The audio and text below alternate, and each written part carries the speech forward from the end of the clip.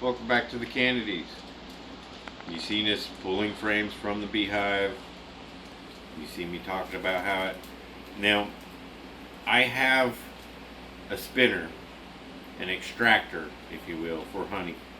And to do that, you just scrape the comb off, you put the frame in it, you turn the handle, it's a manual one, and it spins at a high rate of speed that flings the honey out of it. That is more convenient if you're doing a lot.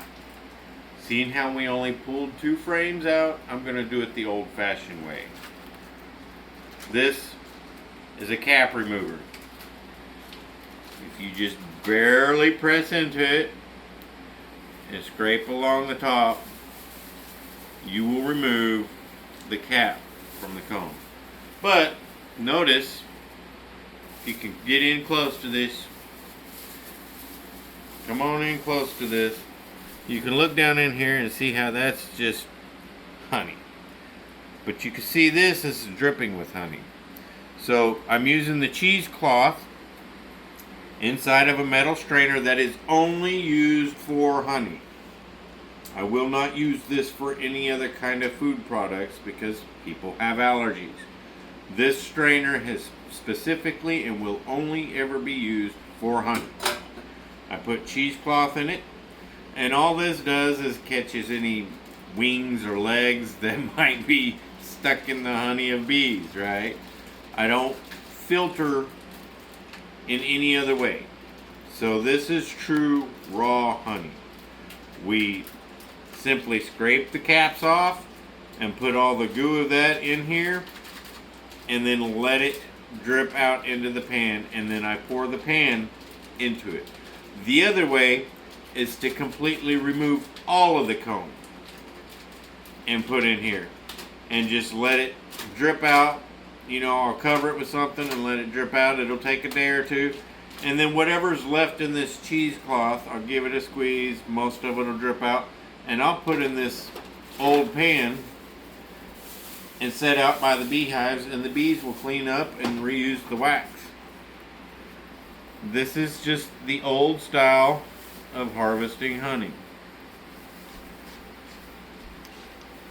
I don't think I'm going to try to remove all the comb because I'm probably going to put the frames back in the hive. But you can see that honey's just flowing. Flowing, flowing, flowing.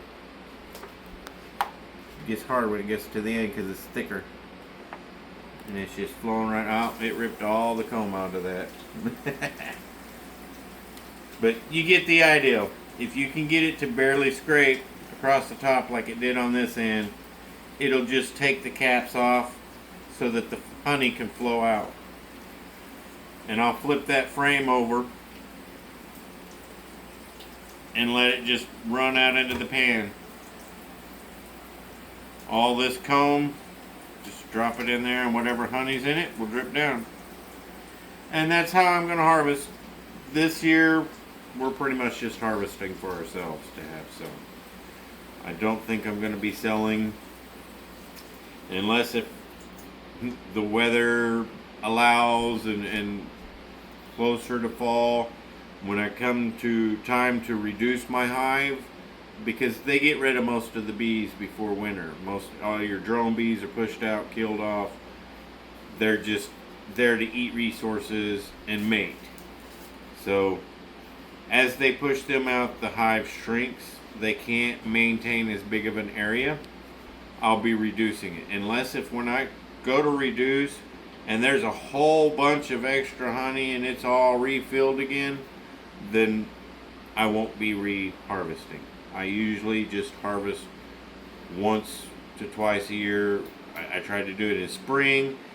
If there's any left over, as the flow comes on, that they can start making new, and then towards now when it's getting closer to fall.